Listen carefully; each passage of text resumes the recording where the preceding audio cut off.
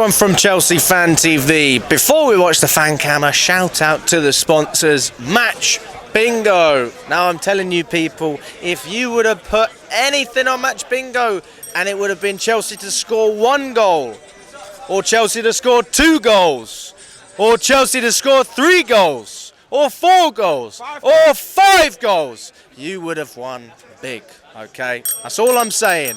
You've got to be over the age of 18 to play. Click the link in the description, download Match Bingo and enjoy the fan cam. Hello everyone from Chelsea Fan TV, my name is Alex. I'm outside Stamford Bridge after a 5-0 win against West Ham. Father, you just got back from, was it Malaysia? Yeah, I got back from Malaysia this morning actually. Fair play to you, man. You must be really jet lagged. I've been jet lagged a bit, but unfortunately the weather's not supporting us. But hey, we got a 5 goal today. We got a 5 goal. That's all you can ask for. Jacob, you've got the scarf and everything. Jackson, yeah, he's proper good. Hey, waka waka, hey, man. Nicholas Jackson scored a goal. He comes from Senegal. Oh, mate, this guy's quality. And listen, he scored today, yeah. I'm so proud of him, yeah. Like, when Pochettino claps the fans, I'll start backing you, because honestly, today I've changed belief. Like, don't get me wrong, I still don't think he's made the best of decisions this year. But, however... What did you say? I said flip-flop. Why did you say that? Well, to be fair, Jacob was poached out though, to be fair. You were poached out, father! Nah, never, mate. I was poaching the whole time, mate. Poached militancy, man. That's why I said to you, militancy always wins. Militancy always wins. You said I was toxic. Toxic positivity. Did I tell you the reason why I was poaching, didn't I? Go on, what's the reason? I don't want to tell, but I've already said to you once. I don't want to say it again. You never said it to me. I don't know why you're I don't want to poaching. speak in public. You know, people know anyway what's my reason why I'm poaching. You're on a fan cam. What else are we going to talk about here? Bruv, I'm my life, man. I'm good, man. All right, Jacob, go on then, mate. Just because you come from Malaysia doesn't mean we have to be in that much of a happier mood. Don't get me wrong, I'm buzzing we won 5-0 yet. And you know what, David Moyes? Honestly. I thought, before I said, yeah, I thought you did a good job, but you know what? You've made West Ham even worse, yeah. I don't want to hear it, yeah. West Ham, you got all these new players. You probably had the best squad you've had for a bit of time now, and you still lost 5-0 to us, yeah? Come on, we're Chelsea, yeah? I tell you, yeah, Jackson silenced all your fans, can take you back to your caravans. He silenced all your fans, yeah? And I'm proper buzzing, yeah? I've never been this happy in a fan camp, but you know what? I'm buzzing. I weren't as happy when we won against Tottenham 4-1, but now I'm buzzing, yeah? Call out the Chelsea! How is Nicholas Jackson has more league goals than Kai Havertz today? That's 30 mil. He cost about 30 mil, and he had more goals than Kai Havertz. Well, thank you for the 70 mil, mate. We got a bargain today. Hey. I said at the start of the season, at least he's going to get 15 goals. Yeah. He's too shy away from my target. I mean, if you look at Chelsea strikers in the recent periods, their seasons in the first season, yeah. He's doing better than Crespo. Mm-hmm. He's doing better than Morata. He's doing better than Mutu. The only striker that Jackson's actually behind in the modern era in terms of his first season is Diego Costa, and I saw that the other day, and that goes to show that, you know, I know it's because it becomes a boring topic, patience, but it's true. He's a good player. He's a good player. At the end of the day, I think it's more for me. The most annoying part is that when he had chances inside the box, just take it in it. Like I felt that he could have scored a hat trick today at least. But at the end of the day, like, for me, Jackson is a good player. But if you give him at least some ammunition to play alongside with him, he can be a better player.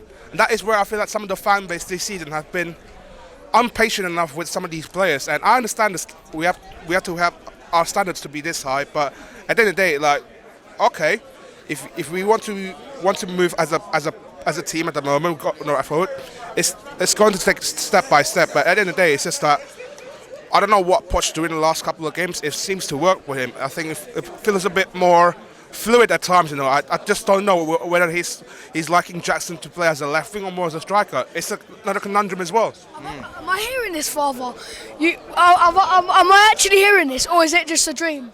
And we probably lost today. Is this a dream or what? Because, I mean, it's changed, isn't it? I think the wake up call. I think the wake up call when we got smashed by Arsenal 5-0. They realised that they're playing in the Chelsea team right now. I understand we're still in the process or whatsoever, but at the end of the day, You don't trust the process. After Arsenal, you didn't.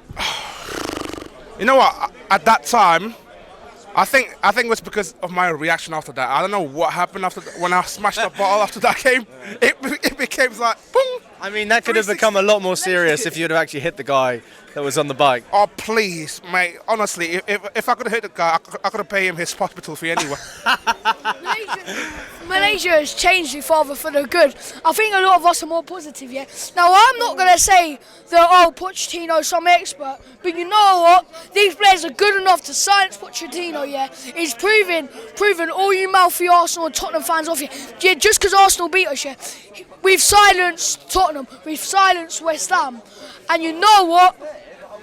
Up the Chelsea is all we can say, yeah. I'm buzzing, yeah. And I can't like Palmer, quality, Jackson, quality, Cucurella, inverting, fantastic. I mean, I didn't think I'd be any happier. If I thought if we'd won 6-0, I didn't think I'd be as happy as I am. But I'm buzzing. Up the Chelsea. I mean, yeah. Also, what do you think? What's going to happen to Enzo? Well, this is the thing. I was having a chat in the stands about this. Pochettino's teams, I don't remember. Well, at Tottenham, I suppose he had Eriksen, but Eriksen was like his 10. He had what's his name, Dembele behind him. They had players that would run the hard yards, and I think Caicedo's already one of those players. But we've seen him be caught out, not because he's been bad, because he's been on his own. And I think, obviously, Gallagher helps him out defensively. That's obvious. And you've got Cucurella coming into the midfield as well, giving him support when we're on the ball. So it'll be very interesting to see what we do. But in terms of the players we have, it's a good problem to have, having so much quality. But also, you want to have quality all around, and we do struggle in certain positions, whereas the midfield is probably a little bit stronger. I fully agree in the sense that the amount of players that we got on this team, but I also find out that some of our fan base have been disingenuous in some ways, because I know Enzo costs about 105 mil. You like to criticise him because of the price tag as a World Cup winner. Don't get me wrong.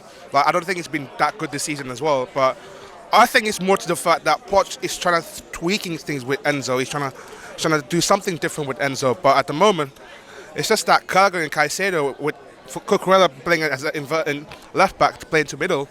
It works somehow. But at the end of the day, like, with Enzo's pace right now, I think by the time we got back into the pre-season, he's gonna get a hell of a lot of work to do, because he's gonna have to work hard to get back to the team, because at the moment, Gallagher and Caicedo play well, and I've seen some rumours that Gallagher might be leaving as well. Fans are not happy. I've seen the banner the other day when I was watching the game. Are you happy? I think it's a bit too much. This is why I feel like the transfer ban kind of ruined us in some ways 5 years ago. That is the worst thing that could have happened to us, because of the transfer ban, we lower our standards to the point that every player that comes from Cobham, we have to treat it like a top player. That is where the main issue lies. It's kind of 50-50 split between our fan base. That is where kind of like we have to stop treating these players as if like they are the world-class players. The ones that come from Cobham, the ones come from other clubs, we have to treat players as if that they're the same players that play for our team. This is where also I got to ask some of our fan base some standards issues as well. You hold your standards up here. Why are you repping some Cobham players that he's some godfather liking that he's going to be in this team for a while? At the end of the day, we have to understand that there's no loyalty between the players and the team itself. There's no loyalty whatsoever. What do you think about Gallagher, but also Chalobah as well, who's been excellent recently? Well, Gallagher, don't get me wrong, I don't think he's that bad. But sometimes I wonder if you put, obviously he's a different type of player, but if you put a Kante level player in Gallagher's position, where would we be? Because you look at performances today and you're like, well, maybe it could be even a sort of Champions League or Europa League at least. So I don't think Gallagher's bad, and I think we've got bigger problems to worry about. However, maybe if you put Kante sort of level or big name there, then maybe that's one thing we sort of need. But a Kante level player? Yeah, like an elite player. What, in the central midfield? Yeah. I feel like we have a good player with Caicedo, so I don't really. Not sort of type player, but like level. When I'm talking about level, like a top level player, because we can all agree I Gallagher. don't think Caicedo can get to that level. I think he's really getting. Oh, Gallagher. Sorry, mate. Gallagher, no. I don't think he's terrible, but I feel like one more elite player in the centre mid to partner Caicedo maybe could be good. I know we spent all this money on Enzo, but him and Caicedo I don't know if working as well as I think we hoped. And obviously Gallagher and Caicedo would probably be better together. But I'm thinking if you put even better player than Gallagher in there, then maybe it could work well. I'm not sure, but potentially. Maybe we just need maybe two elite players to sort of lift us up. Maybe we need to stop going. I don't like the owners, but maybe we need to calm down just looking at the owners and the manager.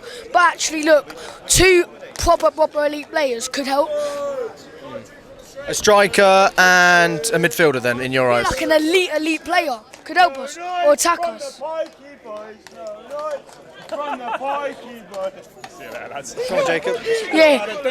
Not fuck off 'em, you've had a day out. Not fuck off 'em. Cheerio, cheerio, cheerio.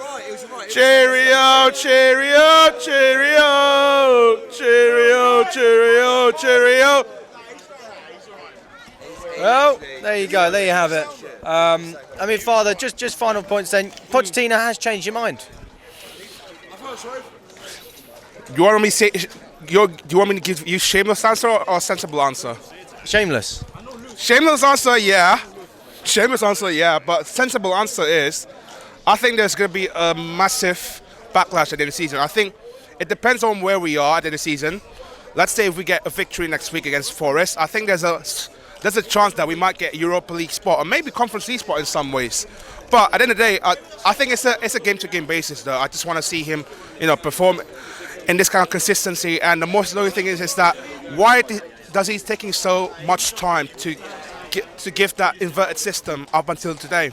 That is where kind of annoying in some ways. That we'll have to see about next week. Anyway, we'll have to see about next week. It's not going to be a plain sailing game against Forward because they're fighting for their lives in the championship.